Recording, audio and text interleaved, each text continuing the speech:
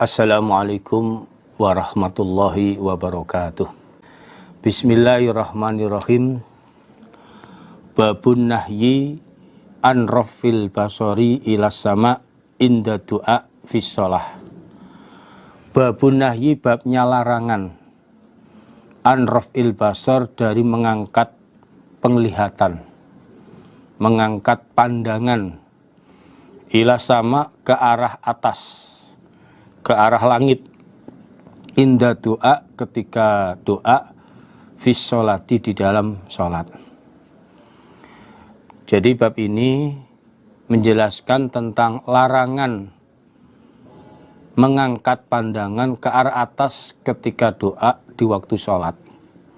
Jadi pada saat melakukan sholat dilarang pandangannya melihat ke atas, karena ini termasuk mengganggu konsentrasi kekhusyuan di dalam mengerjakan sholat. Akhbarna Ahmad ibnu Amr ibnu Sarhi mengabari pada kami, Imam Nasai, sapa Ahmad ibnu Amr bin Sarhi, ani ibnu Wahab, dari ibnu Wahab, qala, berkata ibnu Wahab, akhbarani, mengabari ni padaku ibnu Wahab, sapa Lais, an Ja'far, dari Ja'far bin Rabi'ah, anil A'rad, dari A'rad, an Abu Hurairah, dari Abu Hurairah, anna Rasulullah, sesungguhnya utusan Allah sallallahu alaihi wasallam, iku kola, bersabda, siapa Nabi. Jadi Abu Hurairah itu nama julukan, adapun nama aslinya di waktu jahiliyah Abdus Samsi bin Sokhar. Karena itu namanya syirik, Abdus Samsi, hambanya matahari, lalu oleh Nabi diganti dengan nama Abdurrahman. Karena Abdurrahman ini senang terhadap kucing, selalu menggendong kucing, sehingga dipanggil Abu Hurairah. Sehingga beliau lebih senang nama julukannya yaitu Abu Hurairah, sehingga dikenal an Abu Hurairah. Jadi panggilannya Abu Hurairah. Nabi bersabda, layan tahiyanna, niscaya berhenti sungguh, sopo akwamun, beberapa kaum, an raf'i absorihim, dari mengangkat pandangan mereka, inda doa, ketika doa, fis sholati, di dalam sholat. Mengangkat ilas sama, ke arah langit, ke arah atas. Aulatuh tofanna, atau niscaya disambar sungguh,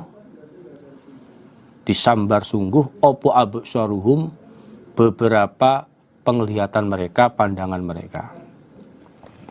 Jadi Nabi bersabda, beberapa kaum yang mengangkat pandangannya ke atas ketika doa sholat, saat melakukan sholat, itu mau menghentikan perbuatannya, atau kalau dia terus memandang ke atas nggak mau berhenti, pandangannya akan disambar. Jadi pilih mana, ketika sholat dia berhenti dari memandang ke atas, atau dia tetap memandang ke atas tapi nanti pandangannya akan disambar. Jadi pandangan disambar ini, keadaan matanya itu mendelik terus, melihat ke atas terus, tidak bisa kembali, atau kedua matanya akan menjadi buta, yang menunjukkan bahwa ini adalah larangan. Di saat sholat tidak boleh pandangan mata itu melihat ke atas, karena itu termasuk faktor yang mengganggu kekhusyuan di dalam mengerjakan sholat. Di dalam hadis Rawahu Muslim, Ibnu Majah, Abu Dawud, itu juga dijelaskan, qala Rasulullah sallallahu alaihi wasallam, la yantahiyanna aqwamun yarfa'una absarahum ila sama fis shalah aula tarji'u ilaihim. Jadi Nabi memberikan peringatan kaum ketika sholat yang suka memandang pandangannya ke atas, pandangannya diangkat melihat ke atas, itu mau berhenti dari perbuatannya itu, atau dia terus melihat ke atas, nanti matanya tidak akan kembali lagi, tidak kembali seperti semula. Yaitu ada kalanya melihat terus, mencicil, mendelik terus ke atas, atau matanya menjadi buta. Ini menunjukkan larangan. Di waktu sholat tidak boleh seperti itu. Maka di dalam hadis Rasulullah SAW juga perintah kepada Anas, salah satu untuk menjaga agar sholatnya selalu bisa khusyuk. Nabi bersabda, ya Anas, dho' basoroka haitsu tasjuda. Atau ada lafaz lain, dalam lafaz lain, dho' basoroka maudhi'a sujudika. Jadi wahai Anas, letakkanlah pandanganmu di waktu sholat itu di tempat kamu sujud. Atau letakkanlah pandanganmu di tempat sujud kamu. Jadi waktu mengerjakan sholat, pandangan mata itu supaya bisa menjaga kekhusyuan sholat, itu pandangannya ke tempat sujud. Tidak melihat ke atas, atau termasuk tidak melihat di depannya. Sebab apalagi melihat ke kanan kiri. Jadi matanya melirik ke kanan kiri juga nggak boleh. Melirik ke kanan kiri, atau melihat ke depannya, atau ke atas. Kalau ke atas malah ada ancaman nanti dibutakan matanya. Jadi Nabi memberikan petunjuk agar sholatnya bisa khusyuk, salah satunya yaitu pandangannya ke tempat sujud. Kalau dalam hadis yang lain ketika at-tahiyat, itu pandangannya kepada isarohnya tangan. An Abi anna Rasulullah sallallahu alaihi wasallam karena idza qa'ada fit tasahudi, ketika Nabi duduk di waktu at-tahiyat, wa du'aka fal yusra ala fakidil yusra, meletakkan telapak tangan yang sebelah kiri ke paha sebelah kiri. Wa asyara bis sababah, lalu Nabi mengisyarakan tangannya, tangan yang sebelah kanan. La yujawizu basaruhu isyarahu. Dari saat Nabi mengisyarakan tangannya, pandangan Nabi tidak melewatkan dari isyarahnya. Jadi maksimalnya di dalam memandang, ya mandangnya ke tempat sujud. Ini untuk menjaga konsentrasi kekhusyuan sholat. Karena biasanya orang itu kalau kedua matanya itu tidak di tempat sujud, dalam sholatnya ini lamunannya, pikirannya kemana-mana. Bahkan yang bisa terjadi, bacaan sholat tidak pada tempatnya. Ini harusnya membaca surat Al-Fatihah, terjadinya malah membaca tahiyat, at-tahiyat. Atau pada saat duduk harusnya at-tahiyat, malah kadang-kadang terjadi membaca Al-Quran. Atau ingat yang lain. Ini yang terjadi ketika pandangan mata ini melihat ke depan atau ke atas, apalagi ngelirik ke kanan ke kiri. Nah, ini. Jadi Nabi ini termasuk memberikan suatu pelajaran agar sholatnya bisa khusyuk, yaitu pandangan matanya ke tempat sujud. Babul amri, babnya perintah. Tadi yang saya terangkan dijelaskan dalam hadis Nasa'i juz 3 halaman 39.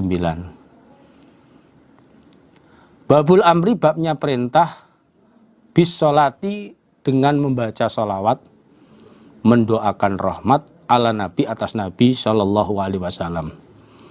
Bab ini menjelaskan perintah untuk mendoakan rahmat atau membaca sholawat terhadap Nabi di waktu sholat.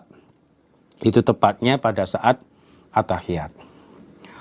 Akhbarona Muhammad ibnu Salamah mengabari pada kami sapa Muhammad bin Salamah wal Harisu ibnu Miskinin. Artinya wa akbarona Harisu bin Miskin.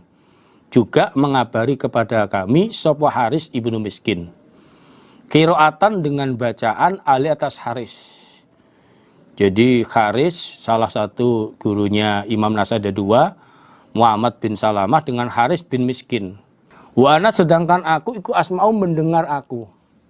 Saat itu saya mendengar hadis yang dibacakan oleh guru saya yaitu Haris.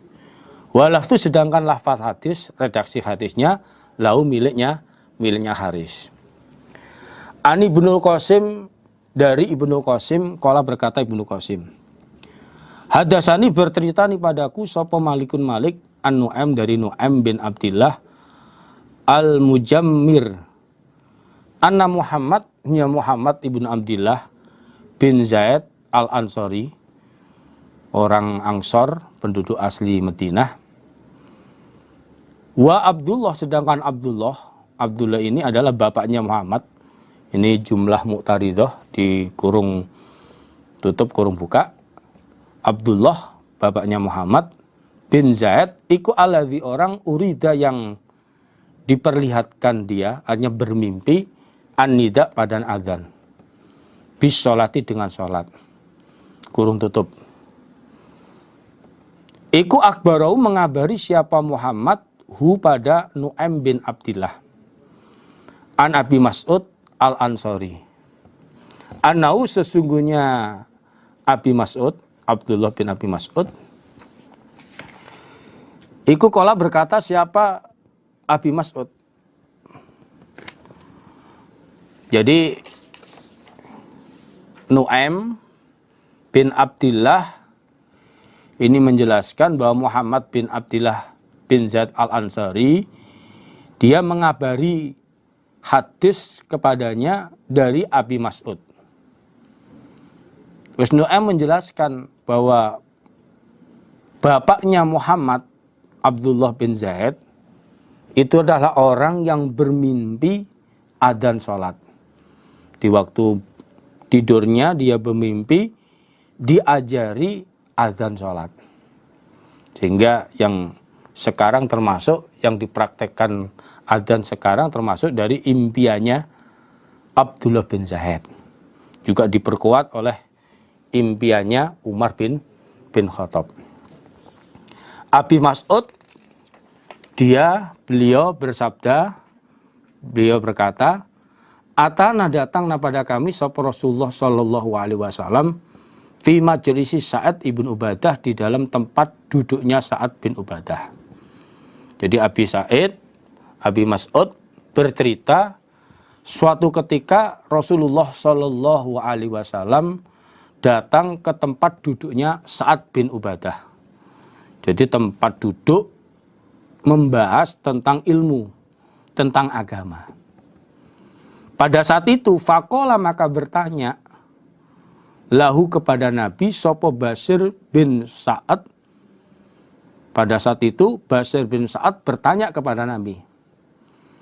Isi pertanyaannya, amarona perintahna pada kami sapa Allah azza mulya sapa Allah wajalla dan ma'agung sapa Allah. An-nusoliyah bahwasanya mendoakan rahmat kami atau membaca salawat kami alaika atas engkau ya Rasulullah wahai utusannya Allah. Fakaifa maka bagaimana iku nusolli mendoakan rahmat kami, membaca salawat kami alaika atas engkau.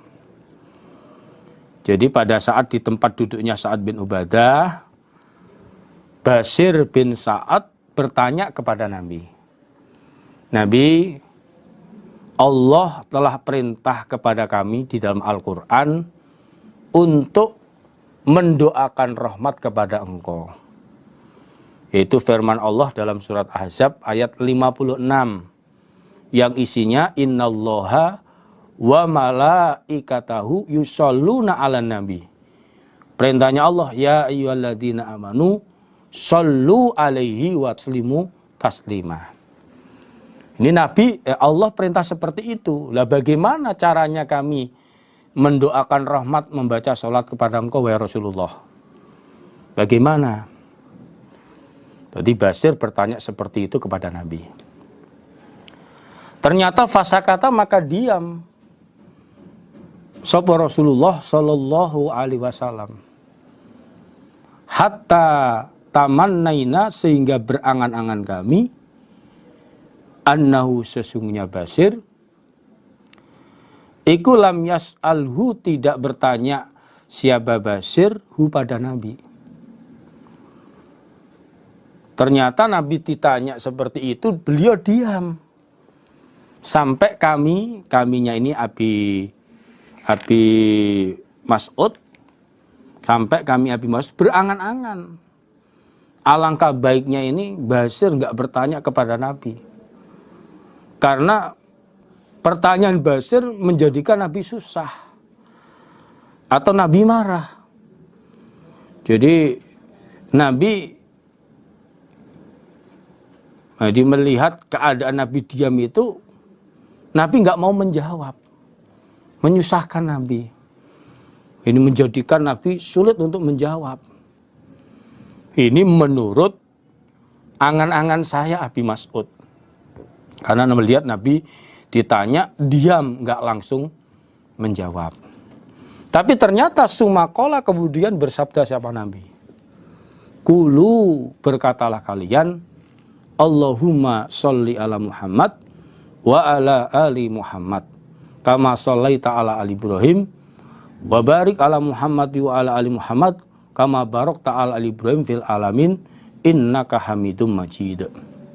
Ternyata tidak selang waktu lama Nabi bersabda, kalian di dalam membacakan sholawat, mendoakan rahmat kepada saya, kalian berkatalah, ya Allah, Allahumma ya Allah, sholli, semoga memberikan rahmat engkau ala Muhammad, atas Nabi Muhammad. Wa ala ali Muhammad, dan atas keluarganya Nabi Muhammad.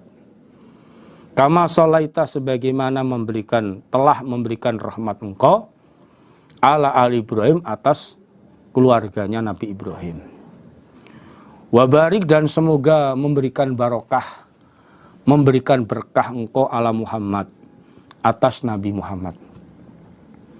Wa ala ali Muhammad, dan atas keluarga Nabi Muhammad. Kama barokta, sebagaimana memberikan barokah engkau ala ali Ibrahim, atas keluarganya Nabi Ibrahim. Fil alamin, di dalam orang-orang alam semesta. Innaka, sesungguhnya engkau, iku hamidun, zat yang maha terpuji, majidun, lagi maha agung. Wassalamu, sedangkan doa selamat kepada Nabi, iku kama alimtum, sebagaimana telah mengetahui kalian. Ternyata tidak waktu yang lama Nabi menjawab, kalian di dalam mendoakan rahmat kepada saya, kalian berkatalah, Allahumma sholli ala Muhammad wa ali Muhammad. Ya Allah, berilah rahmat kepada Nabi Muhammad dan keluarganya. Keluarganya yang beriman. Atau setiap orang iman itu dikatakan keluarganya Nabi Muhammad. Sebagaimana engkau berikan rahmat kepada keluarga Nabi Ibrahim. Dan berikan berkah, barokah kepada Nabi Muhammad dan keluarganya.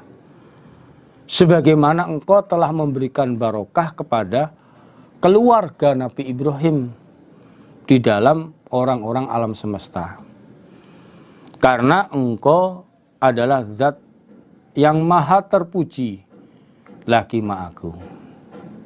Itulah praktek membaca sholawat atau mendoakan rahmat kepada Nabi. Sedangkan doa keselamatan kepada Nabi itu sudah kalian ketahui di dalam doa at-tahiyat. Jadi kama alimtum fit tasyahudi, sebagaimana sudah kalian ketahui di dalam at-tahiyat. Kalian sudah diajari ini Sebagaimana dalam hubungannya halaman 77, itu at-tahiyatu lillah wassalatu wattaibat dan seterusnya. Di situ ada bunyi assalamu alaik ayyuhan nabi wa rahmatullah wa barakatuh, assalamu alaina wa ala ibadis sholihin. Itu doa selamat. Nah, ini praktek di dalam membaca sholawat ketika di waktu sholat, setelah doa selamat at-tahiyat baru membaca sholawat. Nah, sholawat itu macamnya juga banyak, bermacam-macam. Ini termasuk sholawat yang agak panjang. Ada dalam riwayat hadis Nasa'i, dalam Nasa'i hadis yang lain, itu sholawat yang paling pendek, Allahumma sholli ala Muhammad wa ala ali Muhammad.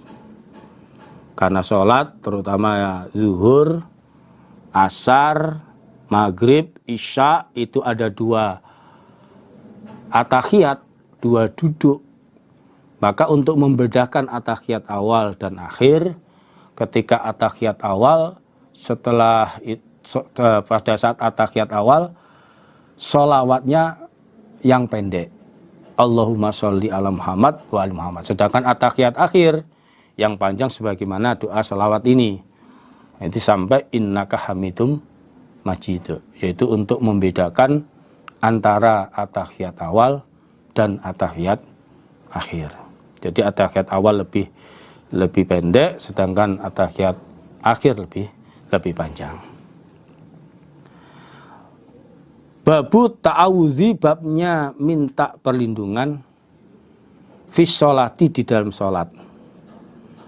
Bab ini menjelaskan mohon perlindungan di dalam sholat, di waktu sholat. Jadi di waktu sholat berdoa mohon perlindungan kepada Allah. Ini doa ini dibaca setelah at-tahiyat selesai dan bacaan sholawat sebelum salam. Akbarna, mengabari pada kami Imam Nasa'i sapa Ishaq ibnu Ibrahim, qala berkata siapa Ishaq, hadasana bercerita pada kami sapa Jarir an Mansur dari Mansur, an Hilal dari Hilal bin Yasafin, an Farwah dari Farwah ibnu Naufal, qala berkata siapa Farwah, qultu berkata aku li Aisyah pada Aisyah, hadisni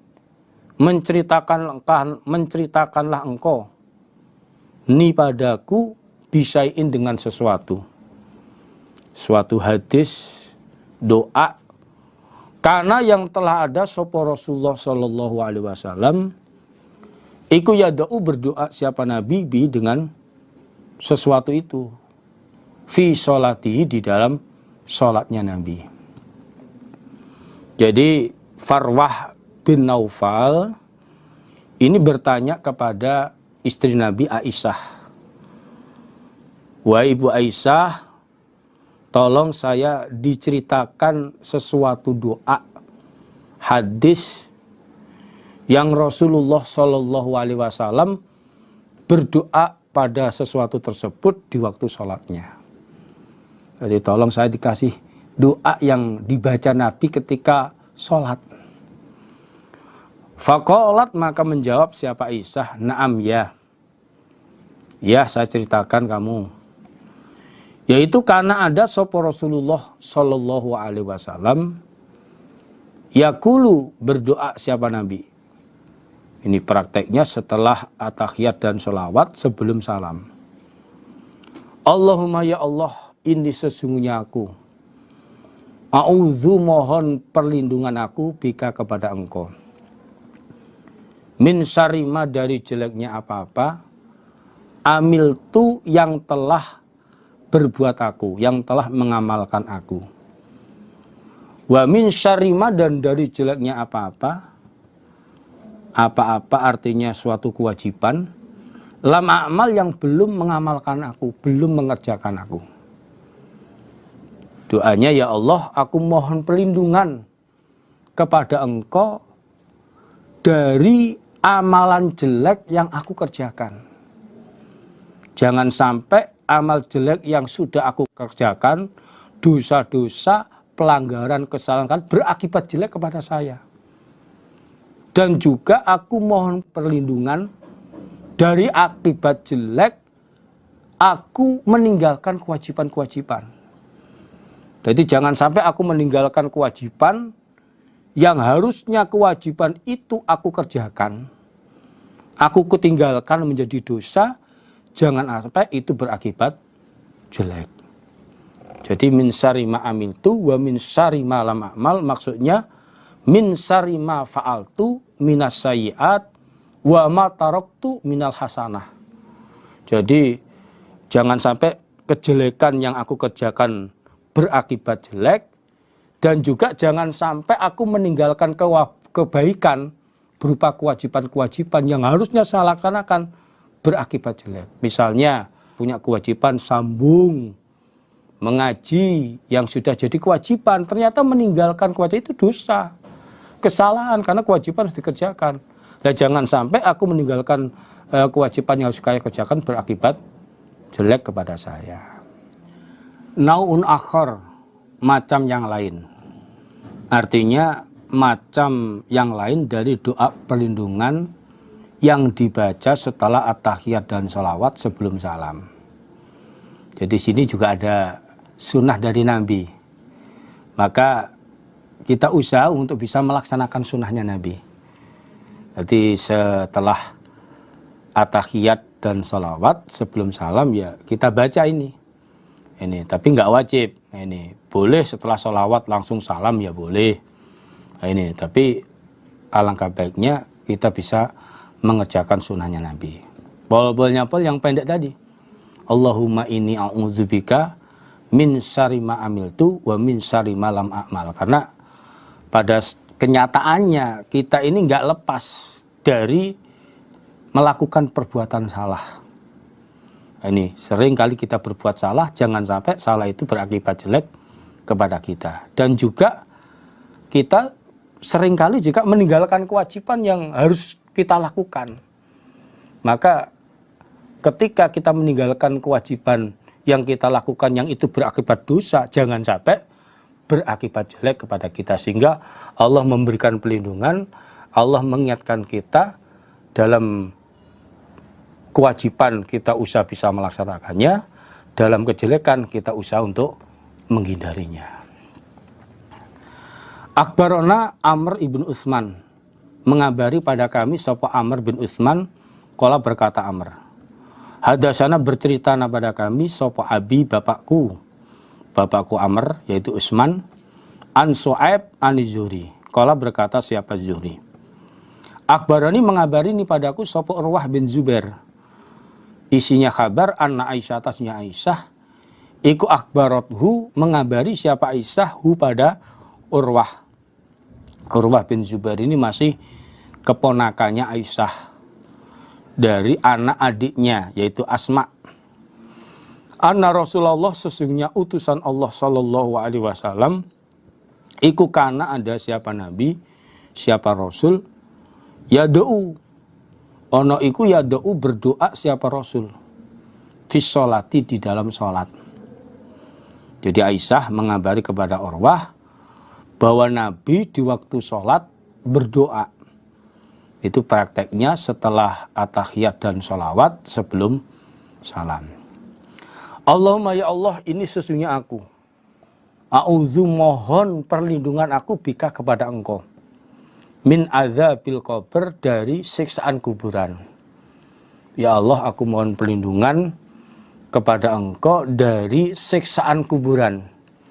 Jangan sampai ketika saya nanti mati di dalam kuburan mendapatkan siksaan. Jangan sampai. Nah, termasuk hal-hal yang menyebabkan tertimpanya siksaan. Jangan sampai melakukan perbuatan-perbuatan itu. Misalnya menyepelekan tidak bisa menjaga dari najis, ya termasuk itu.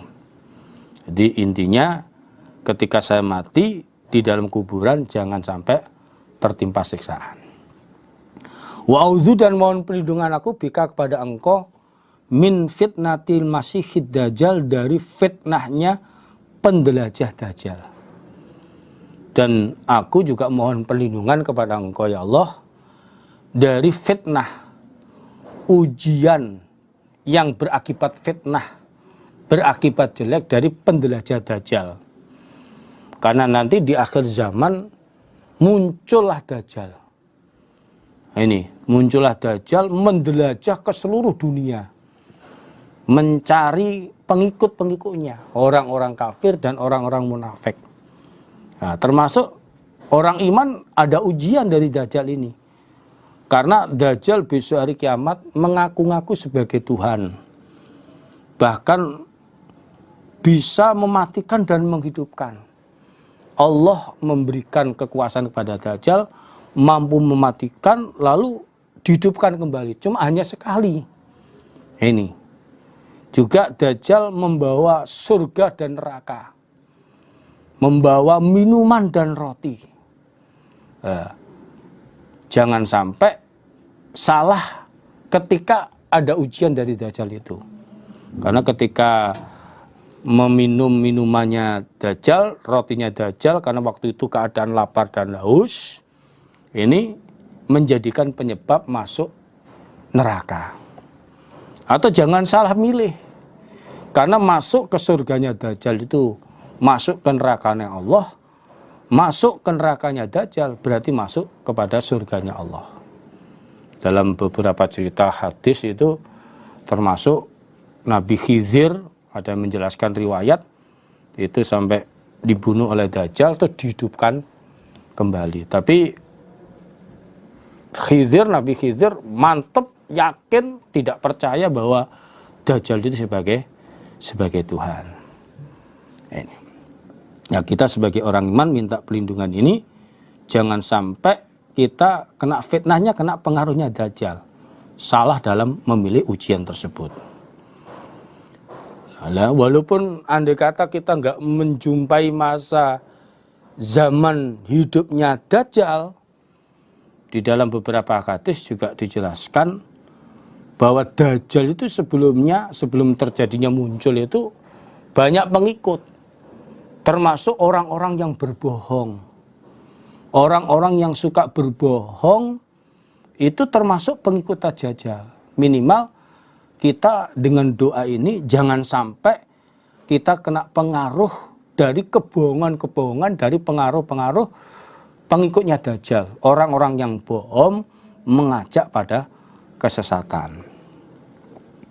Wa'udzu dan mohon perlindungan aku bika kepada Engkau min fitnatil mahya, dari fitnahnya hidup, wal mamat, dan fitnahnya mati, beberapa kematian. Dan ya Allah, aku mohon perlindungan kepada Engkau dari fitnahnya hidup dan kematian. Jadi saat saya masih hidup jangan sampai kena fitnah. Ini jangan sampai kena fitnah, termasuk saat hidup mengejar dunia. Ini diperbudak dunia sampai lupa di dalam mengerjakan ibadah. Atau termasuk senang cinta pada dunia. Saking cintanya lupa hak-haknya dunia, harta yang kita miliki untuk infak fi sabilillah. Padahal Nabi juga pesan orang itu di dalam mencari dunia termasuk jangan sampai dicampuri dengan kekharuman. Pesan Nabi dalam mencari dunia itu termasuk di dalam sebuah hadis dijelaskan ij'alid dunya majlisaini. Majlisan fi thalabil halal wa majlisan fi thalabil akhirah. Jadi pada intinya orang iman itu kalau cari dunia prinsipnya dua. Mencari dunia yang halal, dengan cara yang halal, praktek yang halal. Yang kedua, mencari dunia diniati untuk akhirat. Sehingga walaupun dunia, mencari dunia itu adalah hal dunia, kalau niatnya akhir jadi pahala. Jadi pahala. Termasuk mencari dunia untuk kelangsungan di dalam akhiratnya. Maka kalau orang meniatkan akhirat termasuk di dalam mencari dunia niatnya akhirat, Allah akan kasih pertolongan. Ini. Allah akan kasih pertolongan. Innallaha yu'tid dunya ala niyatil akhirah. Allah akan memberikan dunia yang diniatkan untuk akhirat. Dilancarkan. Nah, ini ibarat orang beli sapi, pasti tamparnya, dadungnya itu katut ikut. Nah ini. Maka prinsip dalam mencari dunia itu, satu yang halal, dua untuk akhirat, untuk ibadah, melancarkan ibadah. Jangan sampai kebaliknya kena fitnah, justru mencari dunia, lupa terhadap ibadah. Akhirnya akhiratnya hilang, karena wala yu'til akhirah ala niyati dunya. Allah nggak akan kasih akhirat yang orang itu niatnya hanya kepada dunia saja. Kemudian Nabi juga bersabda, kalau kita sudah dapat harta dunia, niatnya sudah benar, pesan Nabi, ij'alil mal dirhamaini. Jadikanlah harta itu menjadi 2 dirham. Jadi kalau rezeki sudah kita dapatkan, ini dalam waktu mencari dunia niatnya untuk akhirat, dalam cari rezeki yang halal, dibagi 2. Yaitu dirhaman tungfiku ala iyalik. 1 dirham untuk mencukupi kebutuhan keluarga. Yang kedua, wa dirhaman tuqaddimu ala akhirati. 1 dirham lagi, sisihkanlah untuk akhiratmu, yaitu untuk infak fisabilillah. Itu haknya harta. Jadi dalam hidup, jangan sampai kena fitnah. Ini hidup, kena ujian dunia, sampai lupa ibadah. Yang seharusnya kita mencari dunia itu mengutamakan niat untuk akhirat.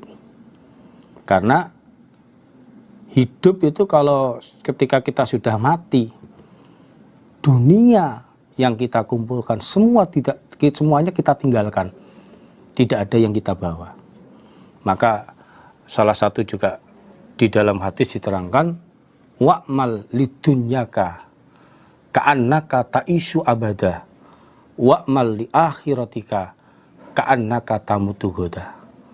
Jadi raihlah duniamu seakan-akan kamu hidup selamanya, dan raihlah akhiratmu seakan-akan besok kamu mati. Artinya cari dunia ini kita mengutamakan untuk akhirat, sehingga hidupnya barokah, hartanya pun juga jadi barokah. Nah, ini wal mamat, dan fitnahnya kematian. Dan mohon perlindungan jangan sampai saat meninggal atau setelah meninggal kena fitnah. Di saat matinya, akhir dari hayatnya, yang menjadi orang iman begitu lama, ya jangan sampai menjelang akan meninggal dunia kena fitnah, keluar dari agama. Ini karena ibadah itu diterimanya tergantung akhir hayatnya. Kunci ibadah akhir hayatnya tergantung. Kalau ketika meninggal kok ternyata dalam keadaan baik, matinya mati husnul khotimah. Tetapi kalau meninggal ternyata saat melakukan kemaksiatan, atau meninggal apalagi mengkonsumsi narkoba, terlebih gawatnya lagi meninggal keadaan keluar dari agama, rugi. Ini Allah berfirman, wa may yartadid minkum an dinih fayamut wa huwa kafir faulaika habitat a'maluhum fid dunya wal akhirah wa ulaika ashabun nar hum fiha khalidun. Rugi. Nah, ini amal baik yang dilakukan selama hidup hilang, hancur, tidak diterima di hadapan Allah. Bahkan akibatnya neraka selamanya. Nah ini jangan sampai kita kena fitnah seperti itu. Maka selama kita hidup kita jaga. Jangan sampai banyak melakukan kemaksiatan. Jangan sampai kita mati dalam keadaan keluar dari agama. Jangan sampai. Usaha terus berdoa, Allahumma faqihna fiddin, Allahumma ya muqallibal qulub tsabbit qalbi ala dinik, agar kita mati dalam keadaan husnul khotimah, mati dalam keadaan iman. Atau pengertian yang kedua ini, fitnah setelah mati. Jadi setelah mati dimasukkan ke dalam kuburan. Di dalam kuburan ditanya oleh malaikat. Jadi pengertian kedua itu halatul mas'alah fil qabri. Di dalam ketika di kuburan jangan sampai kena fitnah, nggak bisa menjawab pertanyaan malaikat. Jadi minta di dalam kuburan ini diberi ketetapan bisa menjawab dengan benar ketika ditanya malaikat sehingga mendapatkan nikmat di dalam kuburannya. Allahumma ya Allah, inni a'udzubika, sesungguhnya aku a'udzu mohon perlindungan aku bika kepada engkau minal maksami dari berbuat dosa, wal maghram dan keberatan hutang. Dan juga ya Allah aku mohon perlindungan kepada engkau dari melakukan dosa. Jangan sampai saya mengerjakan perbuatan-perbuatan dosa. Jagalah saya. Ini bisa mengendalikan hawa nafsu untuk berbuat dosa. Dan juga berlindung dari keberatan hutang. Jangan sampai saya berhutang yang saya nggak mampu untuk membayarnya. Karena memang proses orang hidup itu kadangkala tidak lepas dari berhutang. Maka kita dalam berhutang yang harus dipahami, satu dalam berhutang ini benar-benar sesuai dengan keadaan kekayaan kita sendiri. Jangan sering banyak berhutang. Niatnya dalam berhutang niat baik untuk bisa membayar, Allah akan paling pertolongan. Kita akan diberi pertolongan bisa membayar hutang itu. Yang kedua, dalam berhutang harus menyesuaikan keadaan kemampuannya. Ini jangan hutang banyak yang nggak mampu membayar. Ini karena orang kalau keberatan hutang di dunianya ini juga akan berakibat jelek, di akhirat apalagi. Orang mati saat itu tergantung nggak bisa masuk surga kalau masih banyak hutangnya. Faqala maka bertanya lahu pada Nabi sapa qailun orang yang bertanya. Waktu itu istri Nabi sendiri, Aisyah, bertanya kepada Nabi. Ma aktsaroma, heran banyaknya apa-apa. Tastaizu, minta pelindungan engkau Nabi minal maghram dari keberatan hutang. Aisyah bertanya, saya heran sekali wahai Nabi, engkau banyak sekali mohon perlindungan dari keberatan hutang. Ada apa Nabi? Kok seringkali Nabi berlindung jangan sampai mendapatkan hutang yang banyak, yaitu kena hutang banyak yang nggak mampu membayar, berat hutangnya. Faqala maka bersabda siapa Nabi? Nabi bersabda, inna rajul sesungguhnya orang laki-laki, ini ya termasuk orang perempuan juga. Kalau laki-laki disebut, perempuan ya masuk di dalamnya. Iku idza gorima ketika keberatan hutang siapa rajul, keberatan hutang, tidak ada sesuatu yang diandalkan untuk membayar hutang itu. Hadasa maka bercerita siapa rajul. Saya ulangi, hadasa bercerita siapa rajul, fakadzaba maka bohong siapa rajul. Wa wa'ada dan janji siapa rajul, fa akhlafa maka menyelisih siapa rajul. Lalu Nabi bersabda, karena orang itu kalau sudah keberatan hutang, ketika dia bercerita, maka dia berbohong. Ketika janji, dia menyelisih janjinya. Karena terlalu banyak hutangnya. Sedangkan untuk membayar hutang nggak ada. Karena nggak ada yang untuk yang dibayarkan. Sehingga kalau ngomong berbohong, ya nggak cerita apa adanya. Kalau janji selalu diselisih.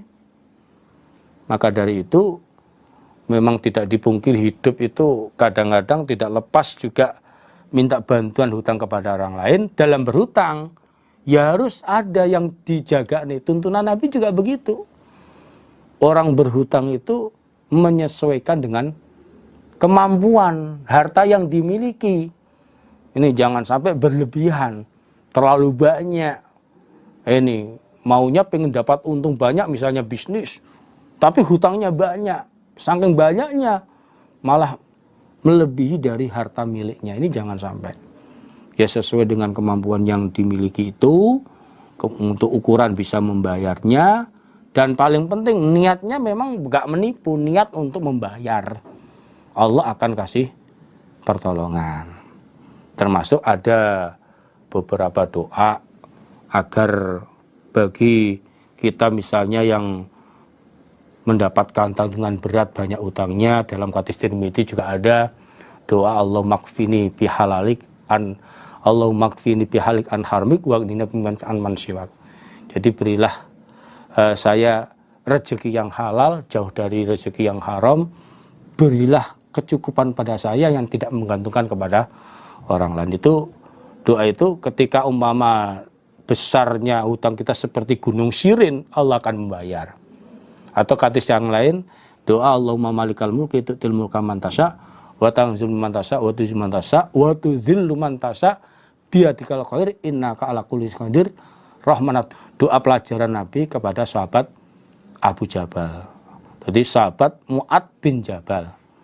Walaupun hutangnya sebesar gunung Uhud, nah ini Allah akan membayar dengan cara Allah kasih rezeki yang lancar, sehingga rezeki lancar itu bisa membayar hutangnya. Namun tidak kalah pentingnya, orang hutang itu niatnya baik membayar. Yang kedua, hutang sesuai dengan kemampuannya, sesuai dengan harta yang dimilikinya. Jangan sampai lebih besar hutangnya daripada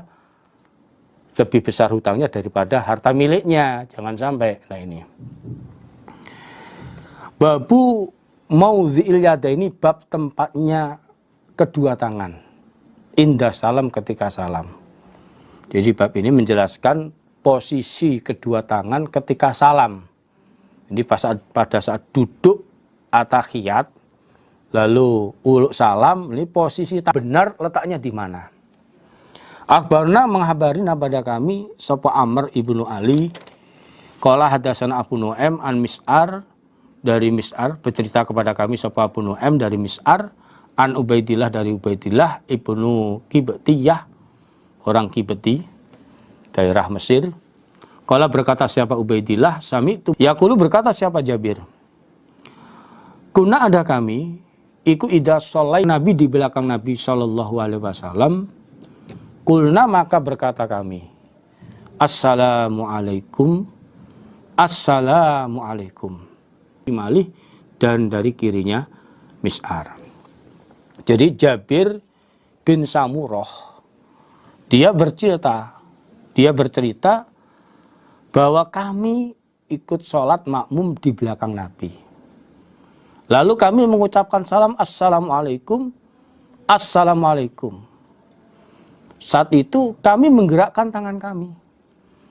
Nah ini, Mis'ar mempraktekkan ini, dan mengisyarahkan tangannya, melambaikan tangannya, tangannya ikut-ikut.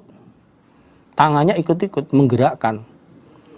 Faqala maka bersabda siapa Nabi, Nabi menegur atas perbuatan yang dilakukan Jabir seperti itu. Ditegur oleh Nabi. Ma balu haula illadzina. Ma balu haula. Kenapa tingkahnya mereka alladzina orang-orang? Yarmuna sama melemparkan mereka biaidihim pada tangan-tangan mereka. Ka'annaha seakan-akan tangan iku adnabul khairi, beberapa ekornya kuda, as-sumusi yang negar. Negar artinya saat berlari.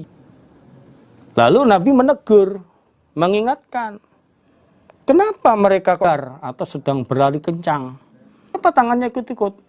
Ini, misalnya ini pahanya assalamualaikum, assalamualaikum, atau assalamualaikum, atau assalamualaikum. Kenapa tangannya kok ikut-ikut? Kayak kuda yang sedang berlari kencang, kopat kapit, berambil-ambil ke kanan ke kiri. Ama yakfi, adakah tidak cukup siapa ahad ayadzu'a, bahwasanya meletakkan siapa ahad yadahu pada tangannya, ala fakhidhi atas bahannya. Summa yusalimu kemudian uluk salam siapa ahad ala akhi atas saudaranya, an yaminih dari arah kanannya, wa an simalih dan dari arah kirinya. Lalu Nabi memberikan penjelasan yang benar, yang pas. Ini, yaitu Nabi bersabda, apa enggak cukup dia itu meletakkan tangannya di atas bahannya. Tangannya diam, diletakkan di atas bahannya. Lalu dia uluk salam ke saudaranya yang arah kanan dan uluk salam dengan saudaranya yang arah kiri. Tangannya nggak usah ikut, tetap pada posisi semula.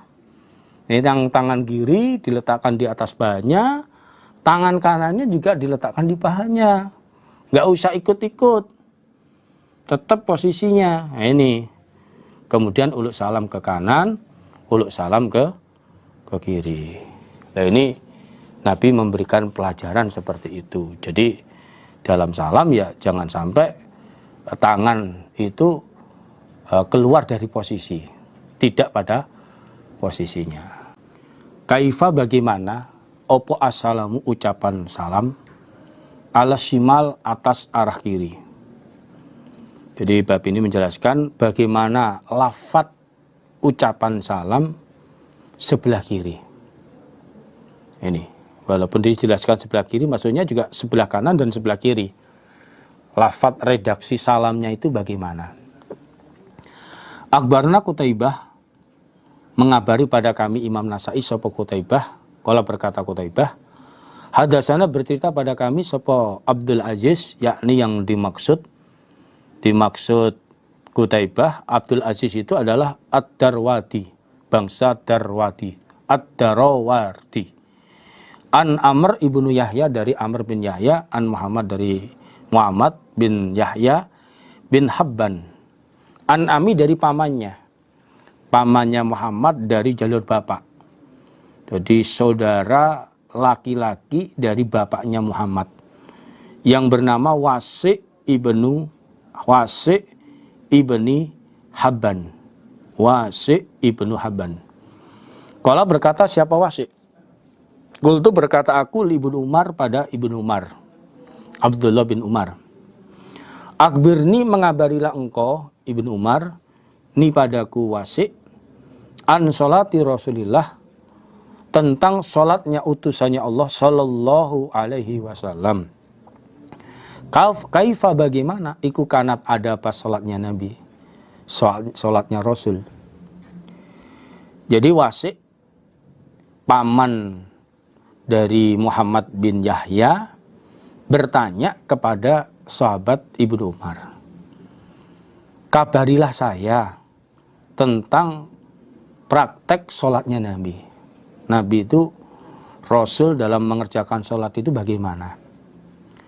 Qala berkata siapa Wasi'? Wasi' bercerita.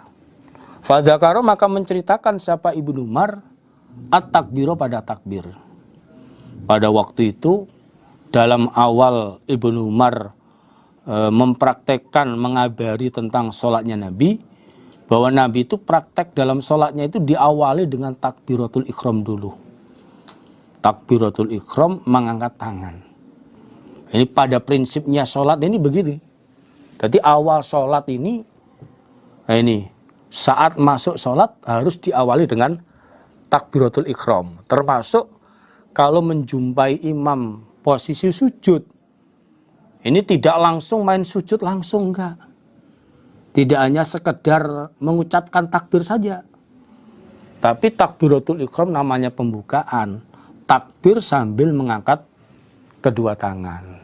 Ini bisa mengangkat kedua tangan lurus pundaknya atau lurus daun telinganya. Baru setelah itu mengikuti gerakannya imam ketika menjadi makmum. Jadi dijelaskan bahwa pertama prinsip sholat itu takbir. Karena sholat itu dibuka dengan takbir, diakhiri dengan salam. Kalau berkata siapa Muhammad bin Yahya, yakni yang dimaksud Wasi'. Wa dzakara, dan menceritakan siapa Ibnu Umar, assalamualaikum warahmatullah, an yaminih, dari arah kanannya Ibnu Umar, assalamualaikum an yasari, dari arah kirinya Ibnu Umar. Lalu Muhammad bin Yahya berkata bahwa paman saya yang bernama Wasi' waktu itu menjelaskan, setelah Ibnu Umar banyak menerangkan tentang praktek sholat diawali dengan takbir, pada akhirnya Ibnu Umar menerangkan bahwa salam itu ucapannya assalamualaikum warahmatullah, itu salam ketika menoleh ke arah kanan, kemudian assalamualaikum ketika noleh ke arah kiri. Menurut hadis ini seperti itu. Jadi noleh ke kanan assalamualaikum warahmatullah, noleh ke kiri cukup assalamualaikum. Kalau menurut hadis yang lain, termasuk halaman 78 dalam hadis Kitabus Shalah ini, itu lafadznya hanya assalamualaikum, assalamualaikum boleh. Assalamualaikum ke kanan, assalamualaikum ke kiri. Atau dalam hadis Nasai juga halaman 63 juz 3 itu dari Abdullah an Nabi sallallahu alaihi wasallam annahu kana yusallimu an yaminih wa an yasarih assalamualaikum warahmatullah, assalamualaikum warahmatullah, hatta yura bayatu khaddihi min hauna wa bayatu khaddihi min hauna. Jadi lafadz ke kanan assalamualaikum warahmatullah, ke kiri juga assalamualaikum warahmatullah, sampai nolehnya ini dilihat dari makmum belakang, pipinya Nabi kelihatan. Pipinya Nabi kelihatan ke kanan dan ke kiri. Kalau dalam hadis yang lain juga, ini dalam hadis Abu Dawud, Kitabus Shalah, kalau ke kanan itu malah lengkap. Ini an Alqamah bin Wa'il an Abi qala sholaitu ma'an Nabi sallallahu alaihi wasallam fakana yusallimu an yaminih assalamualaikum warahmatullah wabarakatuh wa an shimalihi assalamualaikum warahmatullah. Kalau hadis Abu Dawud, salamnya lengkap ke kanan assalamualaikum warahmatullah wabarakatuh, ke kiri assalamualaikum warahmatullah. Ini beberapa penjelasan ucapan salam ketika menoleh ke kanan dan ke kiri. Assalamu, adapun ucapan salam ba'da sajdai sahwi, setelah dua sujud lupa. Setelah sujud sahwi karena terjadi kekeliruan di dalam gerakan atau rokaat sholat, sampai terlanjur salam, kemudian menambahkan kekurangan, terus salam lagi. Akhbarona, mengabari pada kami sapa Suwaid ibnu Nasr an Abdillah ibnu Mubarak, dari Abdillah bin Mubarak, an Ikrimah, dari Ikrimah ibnu Ammar qala, berkata Ikrimah, hadasana, bercerita pada kami sapa Zamzam ibnu Jausin an Abu Hurairah, dari Abu Hurairah anna Rasulullah sallallahu alaihi wasallam iku salama, salam siapa Rasul, summa sajadah, kemudian sujud siapa Rasul, sajadai sahwi, dua sujud lupa. Wawa, sedangkan Nabi ikut jalisun, orang yang duduk. Summa salama, kemudian uluk salam siapa Nabi. Dari Abu Hurairah menjelaskan, pernah suatu ketika Nabi ini lupa dalam rakaat sholatnya. Nabi uluk salam, padahal harusnya Nabi mengerjakan sholat 4 rakaat, tapi hanya 2 rakaat. Sampai akhirnya Nabi salam. Begitu diingatkan, Nabi kembali pada posisi semula, menambah rakaatnya. Kemudian Nabi sujud, 2 kali sujud lupa, dalam keadaan duduk, kemudian salam kembali. Qala, berkata siapa Zamzam, Zakarahu, menceritakan siapa Abu Hurairah hu pada hadis panjangnya, fi hadis Dzul Yadain, di dalam hadis ceritanya Dzul Yadain, orang yang mempunyai kedua tangan. Dijuluki Dzul Yadain karena memang tangannya itu lebih panjang, tidak seperti umumnya. Ini dalam hadis Nasai juga dijelaskan, wa fil qaum rajulun fi yadai tulun. Jadi waktu yang ikut sholat itu di dalam kaum ada orang laki-laki yang kedua tangannya panjang. Karena yusama Dzul Yadain. Dia dikasih nama, dijuluki Dzul Yadain. Atau julukan yang lain Dusimalain. Sama, Dzul Yadain, Dusimalain sama. Namanya Umair atau Khirbak ibnu Amr. Nama aslinya. Jadi sebagaimana ceritanya dalam halaman 83. Ini waktu itu Nabi sholat yang harusnya 4 rakaat masih dapat 2 rakaat, Nabi turun salam. Ini sahabat-sahabat lain nggak ada yang mengingatkan. Ini dikira ada perubahan syariat sholat. Nah, ternyata Dzul Yadain tanya, ini sholatnya dikosor apa memang perubahan syariat Nabi? Nabi karena lupa, enggak, sholatnya enggak dikosor. Tapi Nabi sholatnya kurang. Nabi masih 2 rakaat. Loh, apa betul itu? Sahabatnya jawab, iya Nabi. Maka saat itu langsung kembali pada posisinya, menambah rakaat yang kurang, kemudian sujud sahwi. Jadi enggak apa-apa salam 2 kali, memang karena lupa. At-takbir, adapun takbir yang dimaksud ini adalah wiritan, doa wiritan ba'da taslim iman, setelah salamnya imam. Bab ini menjelaskan takbir wiritan setelah salamnya imam dari sholat wajib, maksudnya dari sholat wajib.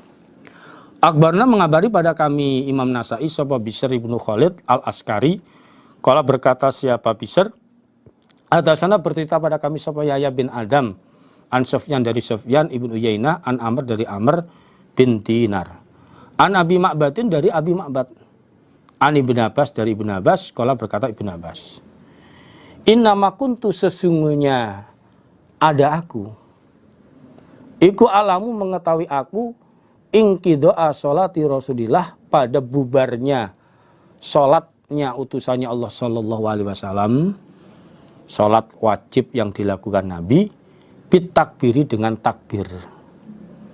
Jadi Ibnu Abbas berkata, aku mengetahui bubar sholat wajibnya Nabi. Ketika Nabi selesai dalam mengerjakan sholat, Nabi wiritan. Jadi dengan takbir, artinya dengan wiritan. Waktu itu Nabi keras. Nah, Nabi wiritan keras ini untuk memberikan pelajaran kepada sahabatnya bahwa sehabis sholat wajib ini disunahkan untuk wiritan terlebih dahulu. Namun prakteknya ya setelah itu lirih pelan, setelah sahabat tahu bahwa setelah sholat ini tidak langsung bubar dari sholatnya, harus wiritan dulu. Setelah itu Nabi ya bacanya pelan. Jadi Nabi awalnya keras ini untuk memberikan pelajaran biar sahabat tahu bahwa habis sholat itu tidak langsung bubar, harus wiritan dulu. Ya ini. Jadi yuridu ayyata'allama minhu fayajharu. Jadi membaca keras sampai didengar itu untuk mengajari dengan dikeraskan dalam wiritannya. Ini hatta ya'lama annahu qad ta'allama min. Ini sampai mereka tahu lah ini. Tapi summa yusiru.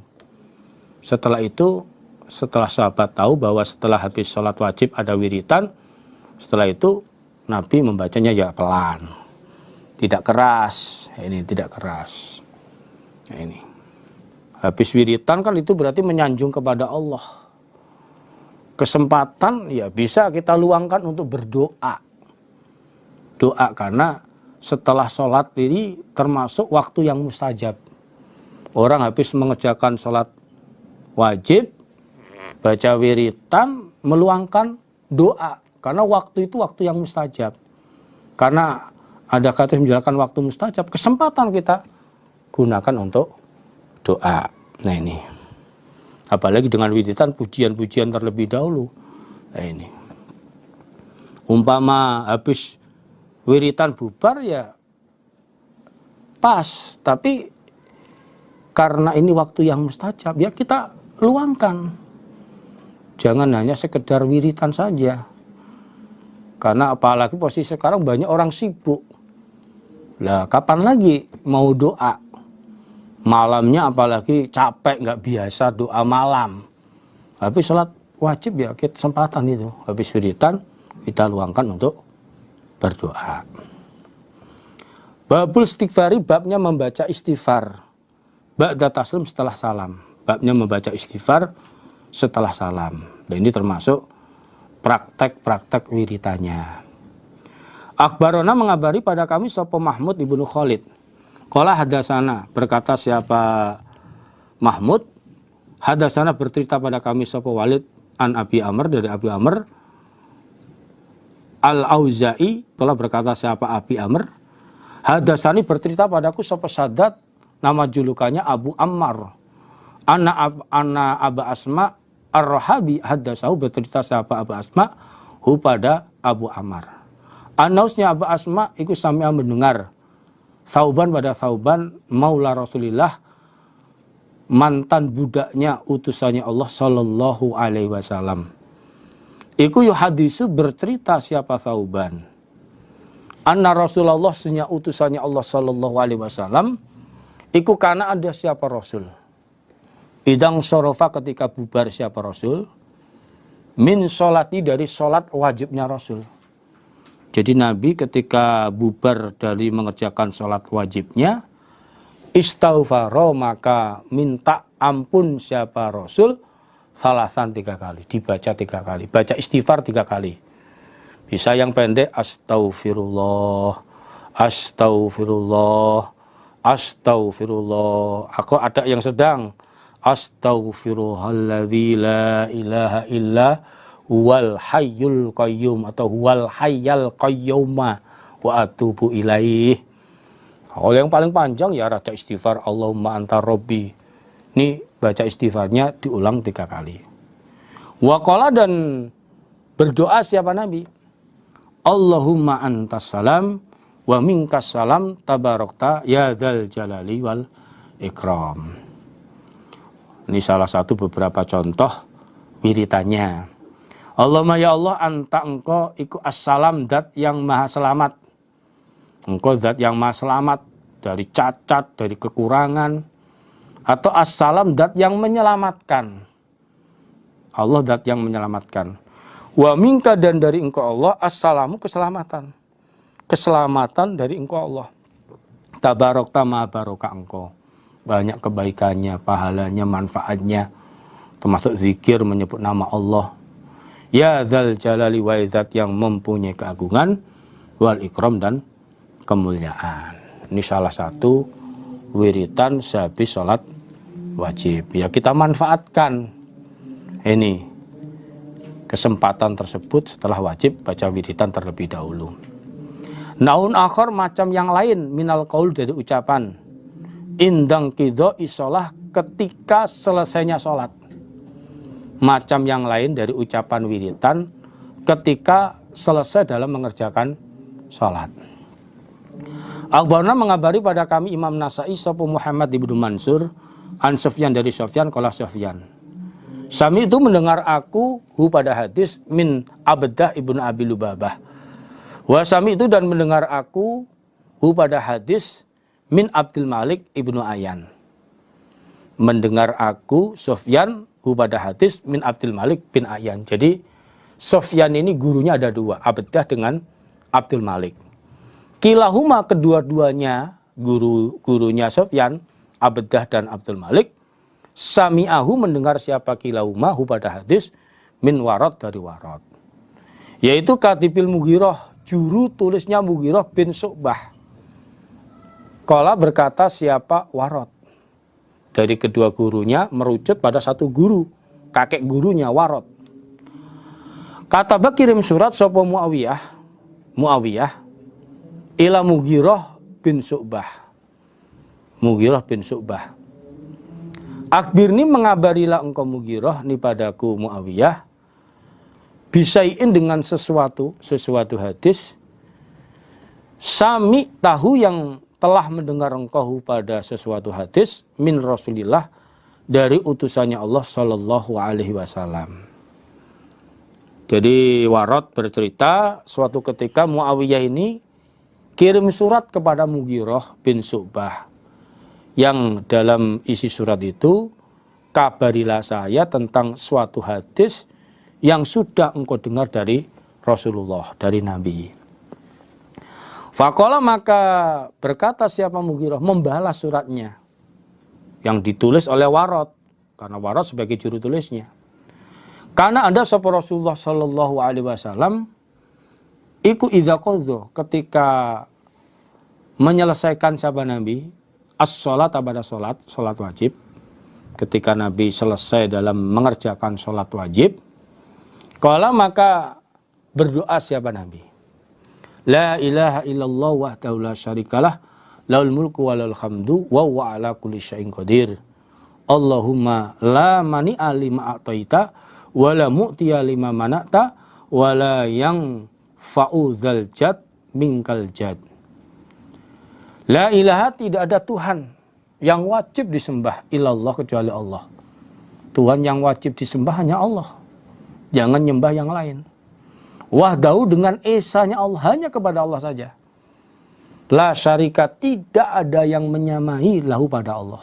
Siap, karena nggak ada yang menyamai Allah dalam kekuasaannya sebagai Tuhan. Lahu bagi Allah al-mulku kerajaan milik Allah. Walau dan bagi Allah alhamdulillah segala puji. Segala pujian yang patut dipuji hanya Allah. Wa huwa adapun Allah ala kulli syai'in atas segala sesuatu iku qadirun maha kuasa. Jadi Allah kuasa atas segala sesuatu. Allahumma ya Allah la mani'a tidak ada yang mencegah. Tidak ada orang yang menghalang-halangi. Lima pada apa-apa a'taita yang telah memberi engkau Allah. Wala mu'tiya dan tidak ada orang yang memberi. Lima pada apa-apa. Manakta yang mencegah atau menghalang-halangi engkau Allah. Wala yang fa'ud dan tidak akan manfaat dal jati pada orang yang mempunyai kekayaan mingka dari engkau opal jadu kekayaan.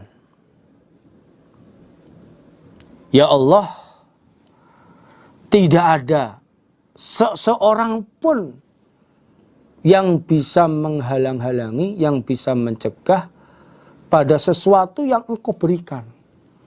Jadi kalau engkau sudah memberikan rezeki, memberikan rahmat, engkau berkehendak, siapapun nggak akan bisa menghalang-halanginya. Begitu juga tidak ada orang yang bisa memberi kalau engkau menghalang-halangi. Jadi orang kalau qadarnya kaya raya, dihalang-halangi kaya apapun, ya tetap kaya raya. Kalau orang qadarnya miskin, ya nggak dihalang-halangi, walaupun modalnya banyak, ya jadi miskin. Maka dari sinilah orang iman itu tidak boleh iri. Usaha mungkin sama. Usahanya sama, tongkonya sama, fasilitas sama, tapi rezekinya berbeda. Nah, disinilah orang iman, sebagai orang iman tidak boleh sifat iri. Orang iri itu merugikan dirinya sendiri, secara tidak langsung nggak percaya dengan kekuasaan Allah. Maka yang perlu kita perhatikan, orang iman harus bersyukur. Apa yang Allah kasihkan disyukuri. Allah akan kasih tambahan. Jangan sampai iri dengan tetangganya yang mendapatkan nikmat. Ini kalau tetangganya berhasil, justru kita doakan. Dengan doa itu harapannya Allah memberikan berkah. Sehingga kita juga akan mendapatkan kelancaran di dalam rezeki tersebut. Ini. Dan kekayaannya orang kaya raya. itu tidak akan bermanfaat untuk menolak siksanya Allah. Jadi minka pengertiannya bisa pertama min adzabika. Kekayaannya orang yang kaya raya, kekayaannya orang yang kaya raya tidak akan bermanfaat untuk menghindarkan, menyelamatkan siksaan dari engkau. Sebanyak pun kekayaan itu. Walaupun kekayaan emas 1 jurang, 2 jurang, bahkan seluruh dunia. Itu nggak akan manfaat, nggak bisa menolak, menyelamatkan dari siksaannya Allah. Atau minka maksudnya min indika. Jadi kekayaannya orang yang kaya raya di hadapan kok tidak akan bermanfaat, nggak ada gunanya. Kecuali kekayaan itu di waktu di dunianya untuk amal soleh. Untuk amal soleh, untuk amal jariah, untuk sodakoh, untuk fisabilillah, itu akan bermanfaat kekayaan itu. Tapi kalau kekayaan nggak digunakan itu ya nggak ada gunanya di hadapan Allah. Nggak ada apa-apanya di hadapan Allah. Ini.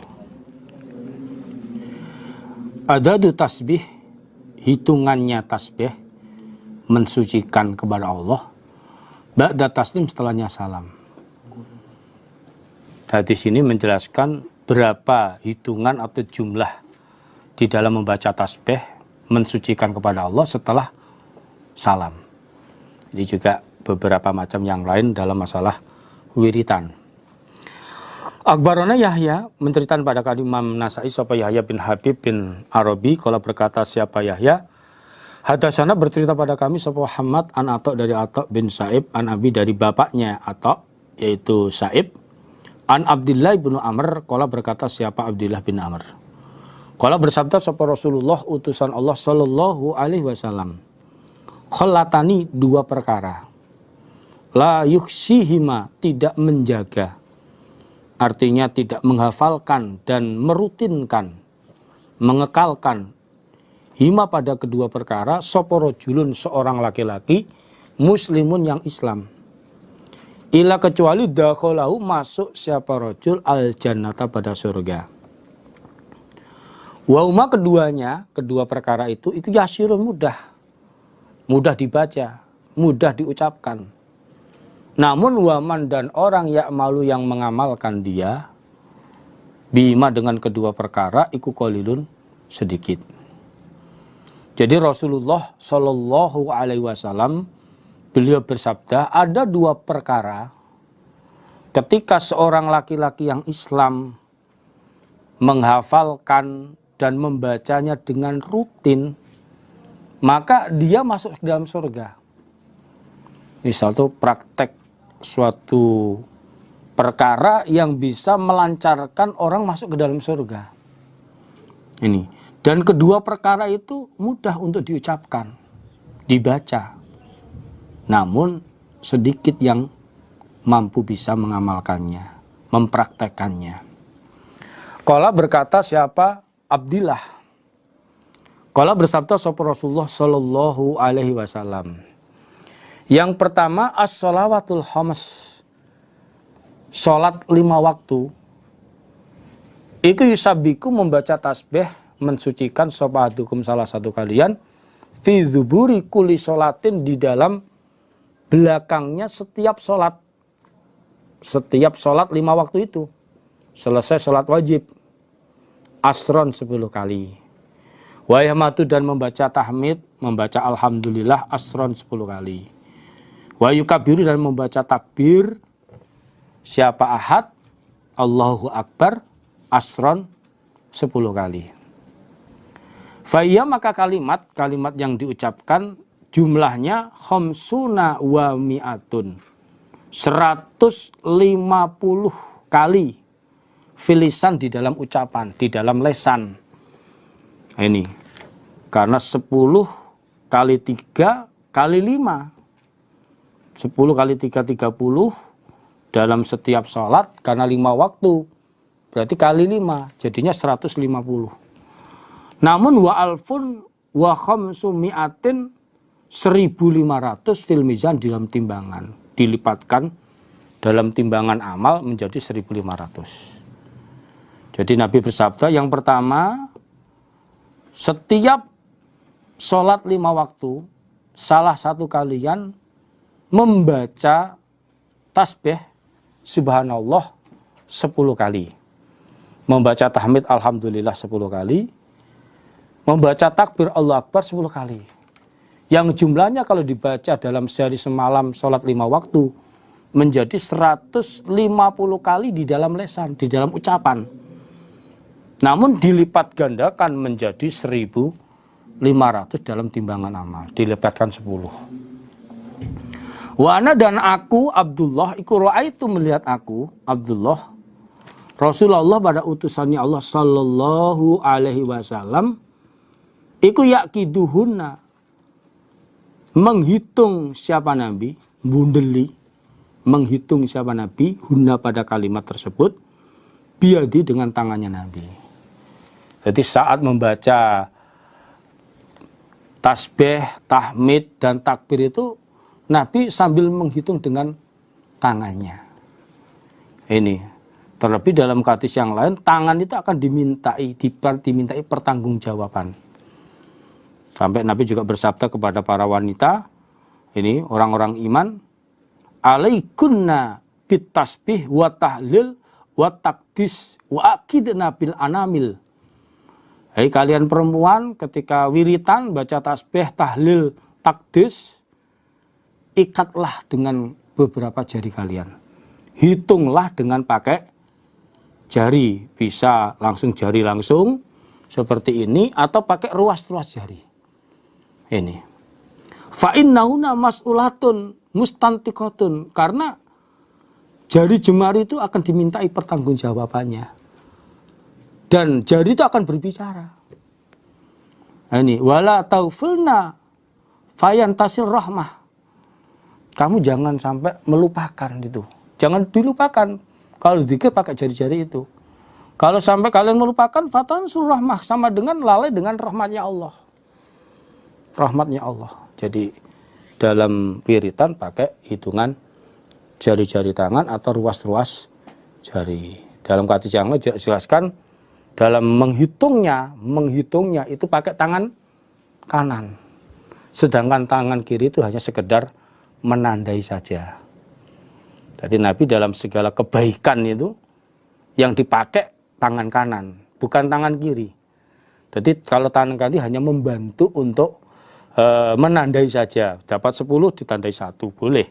Tapi praktek menghitungnya pakai tangan kanan, segala kebaikan ini. Kalau yang kiri itu hal-hal yang buruk dipakai ini, seperti ketika masuk cebok, kejeding, jadi pakai tangan kiri. Yang kedua, wa idza awa, dan ketika bertempat siapa Nabi, wa idza awa ketika bertempat sapa hadukum salah satu kalian ila firosi pada alasnya. Au madja'ihi atau tempat tidurnya. Perkara yang kedua, ketika salah satu kalian mau tidur. Sabbaka maka membaca tasbih salasan wa salasin 33 kali. Wahamidah dan membaca tahmid atau memuji dia ahad salasan wa salasin 33 kali. Wakabaro dan membaca takbir dia mengagungkan arba'an wa salasin 34 kali.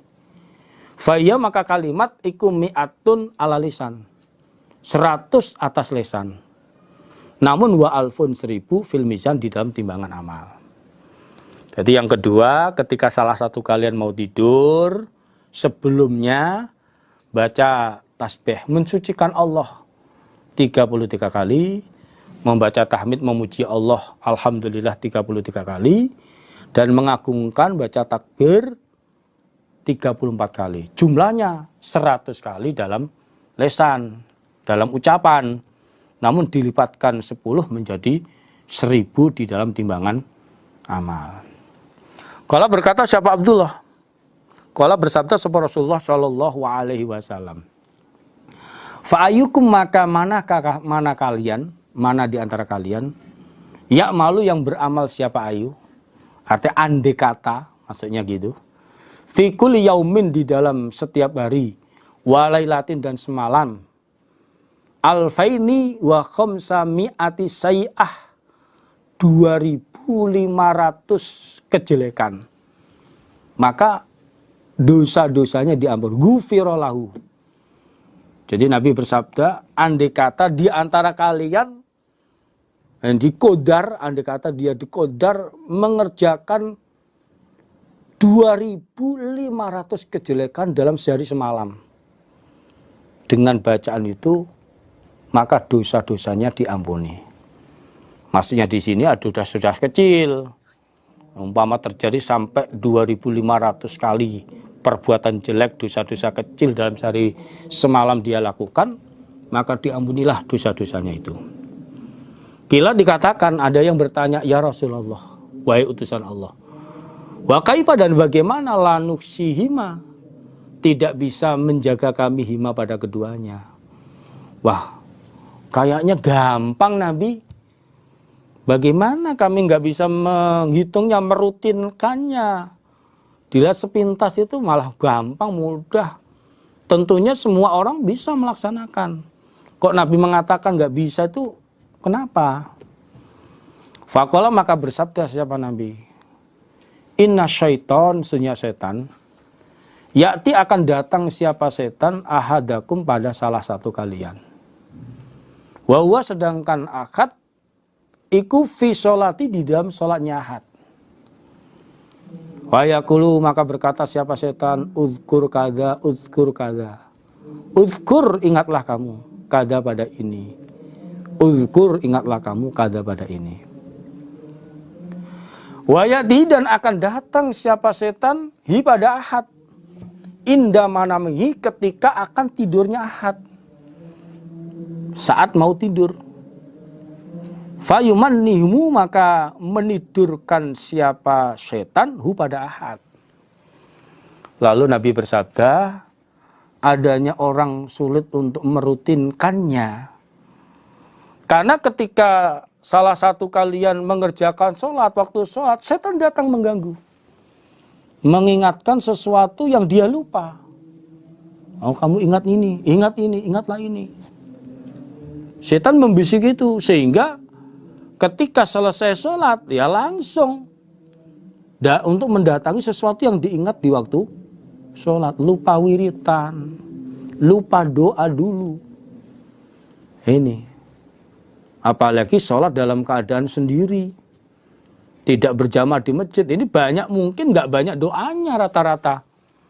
Ini, maka kesempatan sholat wajib ini kita bisa melakukannya. Sholat wajib berjamaah, kalau mampu berjamaah di masjid, insya Allah, karena yang lainnya rata-rata wiritan dan doa, kita akan ikut di situ. Tapi kalau sholat sendiri, kayaknya pengaruhnya malah lebih banyak, jarang untuk wiritan dan berdoa, apalagi diropel, disingkat, dikosor doanya malahan. Nah ini, setan datang di situ. Dan juga ketika seseorang itu mau tidur, setan juga datang lagi. Lalu dibuat tidur kamu. Sehingga lupa dalam wiritan doa untuk perlindungan, untuk tasbih, membaca kalimat thayyibah tersebut. Nah itulah penyebab, ya, sedikit sekali orang yang mengerjakannya, karena ada setan di situ. Maka perlu kebiasaan. Ini, maka karakter, pembiasaan, ini refleks ini dalam hal yang baik perlu kita biasakan.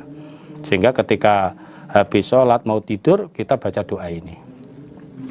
Naun akhir macam yang lain. Akhbarona, mengabari pada kami Imam Nasai sapa Ali bin Hujar, qala Ali hadasana, bercerita pada kami sapa Attab wa di Attab iku Ibnu Bashir, an Husayf dari Husayf, an Ikrimah dari Ikrimah, wa Mujahid dari Mujahid, an Ibnu Abbas dari Ibnu Abbas.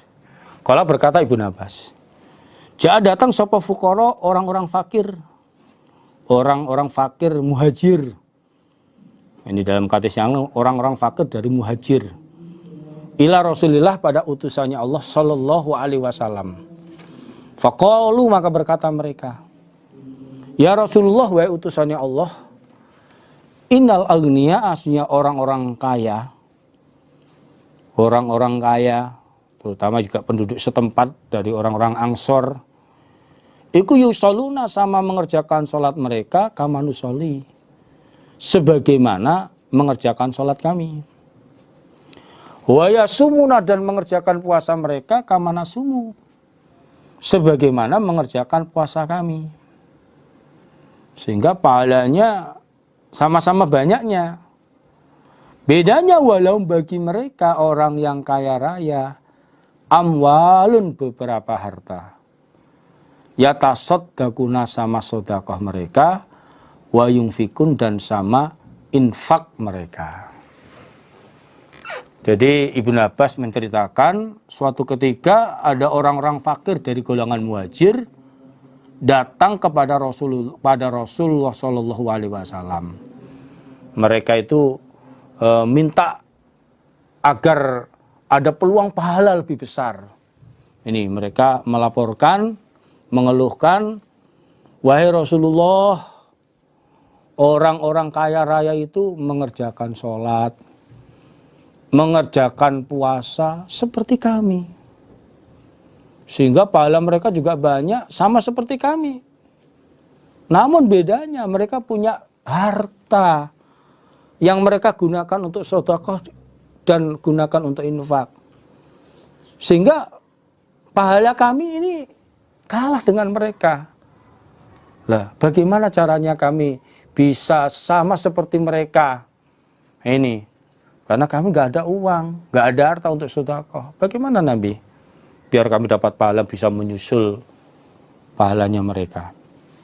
Faqala, maka bersabda siapa Nabi Shallallahu Alaihi Wasallam, idza sholaitum, ketika telah sholat kalian, sholat wajib, ketika kalian selesai dalam mengerjakan sholat wajib, fakulu, maka berkatalah kalian, subhanallah salasan wa salasin, 33 kali, walhamdulillah salasan wa salasin, 33 kali, wallahu akbar, ucapan wallahu akbar salasan wa salasin, 33 kali, wala ilaha illallah, dan ucapan la ilaha illallah asron, 10 kali.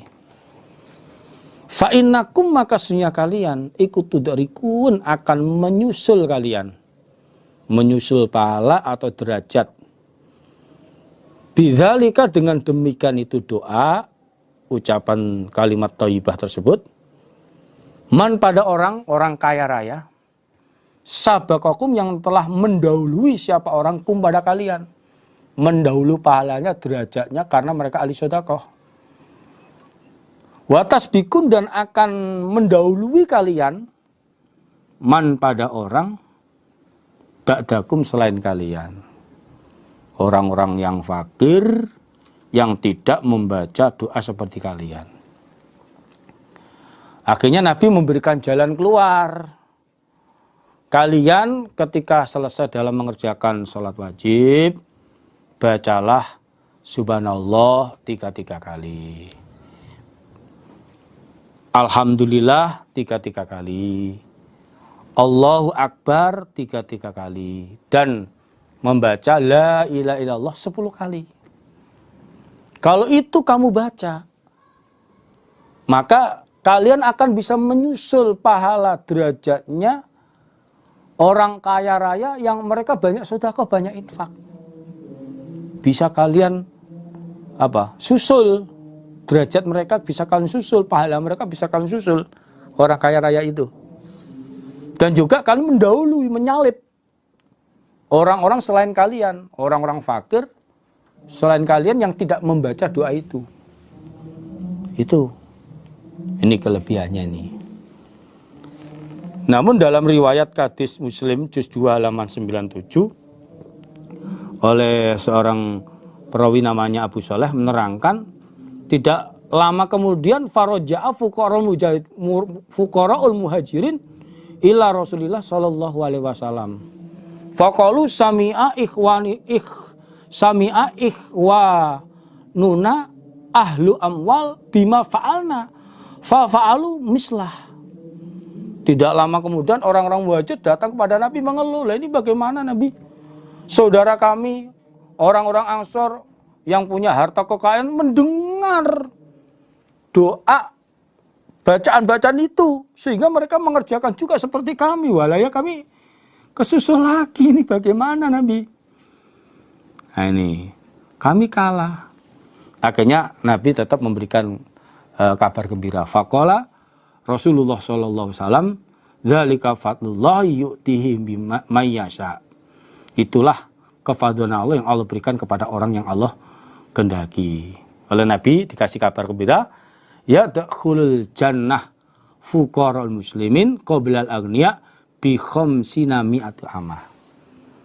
Ya, walaupun kalian kalah dalam tingkatan pahala derajat karena mereka kaya raya digunakan untuk infak sedekah, juga doa seperti kalian semangat dalam ibadahnya.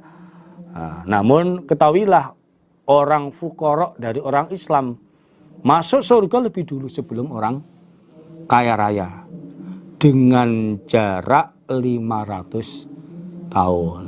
Kalian sudah menikmati surga, setelah 500 tahun barulah orang kaya raya masuk surga. Ini ya, ini termasuk kalimat-kalimat yang kita baca setelah sholat wajib. Tapi pada saat kenyataannya kadang-kadang orang kaya raya itu menyempatkan begini malah sulit kadang-kadang. Nah, ini yang paling penting kita usaha bisa mempraktekannya. Silakan, ini pilihan yang seperti ini atau yang sebelumnya. Yang intinya setelah kita sholat wajib, kita luangkan untuk wiritan, karena setelah wajib itu adalah waktu yang mustajab. Di samping wiritan kita membaca doa. Naun akhor, macam yang lain. Akhbarona mengabari pada kami Imam Nasa'i, sapa Ahmad bin Hafiz bin Abdillah An-Naisaburi, kala berkata siapa Ahmad, hadasani bercerita padaku sapa Abi, kala bapak, hadasani bercerita padaku sapa Ibrahim, yakni Ibnu Tahman, Anil Hajjat bin Hajjat, An Abi Zubair, dari Abi Zubair, An Abi Alqamah, An Abu Hurairah, dari Abu Hurairah. Kala berkata siapa Abu Hurairah, kala bersabda sapa Rasulullah sallallahu alaihi wasallam, man barang siapa sabbaha yang mensucikan dia, membaca tasbih subhanallah fi dzuburi sholatil ghoda, di dalam belakangnya sholat subuh. Jadi setelah selesai sholat subuh, mi'ata tasbihatin, 100 kali tasbihan subhanallah.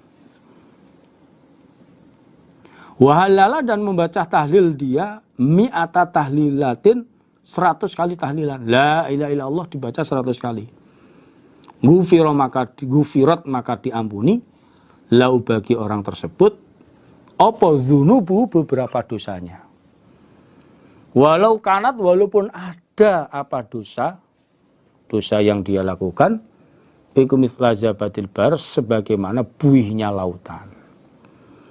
Jadi Rasulullah Shallallahu alaihi wasallam beliau bersabda, siapa saja yang membaca tasbih, membaca subhanallah setiap sholat subuh, 100 kali tasbihan, tahlilnya 100 kali tahlilan, la ilaha illallahnya, maka dosa-dosa yang dia lakukan diampuni. Walaupun dosanya sebanyak buihnya lautan. Ini dosa-dosa yang kecil. Nah ini. Babu doa, babnya doa. Ba'da dzikri, setelah zikir. Babnya doa, membaca doa setelah zikir. Setelah atahiyat, sebelum salam. Setelah atahiyat, sebelum salam. Akhbarna Amr ibnu Yazid, mengabari pada kami Imam Nasa'i sapa Amr ibnu Yazid, nama julukannya Abu Buraid Al-Basri, orang Basrah. An Abdus Somad, dari Abdus Somad bin Abdul Waris, qala berkata Abdus Somad, hadasana bercerita padaku sapa abi bapakku Abdus Somad, yaitu Abdul Waris, qala berkata siapa bapak. Hadasana bercerita padaku sapa Husain al-Mu'alim, orang yang mengajari, pengajar guru. An Ibnu Abi Buraidah, qala Ibnu Abi Buraidah, dari Ibnu Abi Buraidah, hadasani bercerita padaku sapa Handalah ibnu Ali, anna Mihjan, khususnya Mihjan bin Adra, hadasau bercerita siapa Mihjan hu pada Handalah, Anna Rasulullah senya utusannya Allah sallallahu alaihi wasallam ikut dakhala masuk siapa Nabi al masjidah pada masjid. Jadi Mihjan bercerita suatu ketika Nabi masuk ke dalam masjid. Iza ketika itu rojulun ada seorang laki-laki iku kodok sungguh menyelesaikan siapa rojul sholat tahu pada sholatnya rojul. Wawa sedangkan rojul iku ya tasahadu membaca tasahud siapa rojul saat atahiyat sebelum salam. Nah, ternyata pada waktu itu dalam masjid ada orang laki-laki menyelesaikan sholatnya dalam keadaan duduk tasahud. Jadi sholatnya tinggal tasahud saja, selesai, mau salam. Ternyata fakola doa siapa rojul? Dia doa, Allahumma ya Allah. Jadi posisi duduk atahiyat, gerakan-gerakan sholat sudah selesai, tinggal salam habis atahiyat. Dia berdoa, Allahumma ya Allah, ini sunya aku. As'aluka mohon aku kepada engkau. Ya Allah, bi'annaka sebab sesungguhnya engkau. Iku al-wahid dat yang maha esa. Al-ahad lagi esa. As-somad zat yang bijaksana atau polnya Gusti atau polnya yang dimintai. Alati yang lam yalid tidak beranak siapa Allah, walam yulad dan tidak dianakkan siapa, diputrakan siapa Allah. Jadi Allah itu enggak punya istri dan juga enggak punya orang tua. Walam yakun dan tidak ada lahu bagi Allah kufuan yang menyamai sapa ahadun seseorang. Jadi menyanjung kepada Allah. Lalu minta antaufiro bahwasanya mengampuni engkau Allah li padaku dzunubi pada beberapa dosaku. Innaka sesungguhnya engkau iku anta engkau iku al-ghafur zat yang maha pengampun ar-rahim lagi maha menyayangi. Akhirnya fakola maka bersabda sapa Rasulullah sallallahu alaihi wasallam, qad ghufira sungguh-sungguh telah diampuni sapa lahu rajul. Salasan 3 kali Nabi bersabda sampai diulang 3 kali. Nah, ini. Jadi tinggal salam, rajul tadi berdoa, ya Allah, aku mohon padamu, ya Allah, engkau adalah zat yang maha esa, lagi esa. Dan engkau zat yang maha bijaksana. Atau polnya Gusti, polnya Raja. Atau polnya yang dimintai. Siapapun minta engkau akan ngasih. Yang mana engkau tidak beranak dan tidak dianakkan. Tidak punya putra dan tidak diputrakan. Gak punya istri, gak punya orang tua. Dan tidak ada seorang pun yang menyamai engkau. Maka dengan itu aku mohon, ampunilah dosa-dosaku. Ampuni dosa-dosaku. Karena engkaulah zat yang maha mengampun lagi menyayangi. Jadi memuji kepada Allah lalu mohon ampun kepada Allah. Mendengar seperti itu Nabi bersabda, dia sudah diampuni dosa-dosanya. Dia sudah diampuni dosa-dosanya. Sudah diampuni dosanya sampai Nabi mengucapkannya tiga kali. Ini praktek termasuk yang sebelumnya. Sebelum salam itu baca ta'awud. Kalau ini ditambahi dengan doa. Boleh. Berarti boleh. Tapi dalam sholat ya nggak boleh doa berbahasa Jawa atau berbahasa Indonesia. Insyaallah bapak-bapak, ibu-ibu, saudara sekalian, demikianlah yang bisa saya sampaikan pada pertemuan kali ini. Kalau ada kurang lebihnya, ada kurang pasnya, kalimat yang barangkali salah, kami mohon maaf sebesar-besarnya. Semua perhatiannya disyukuri, alhamdulillah. Jazakumullahu khairan. Akhir kalam, assalamualaikum warahmatullahi wabarakatuh.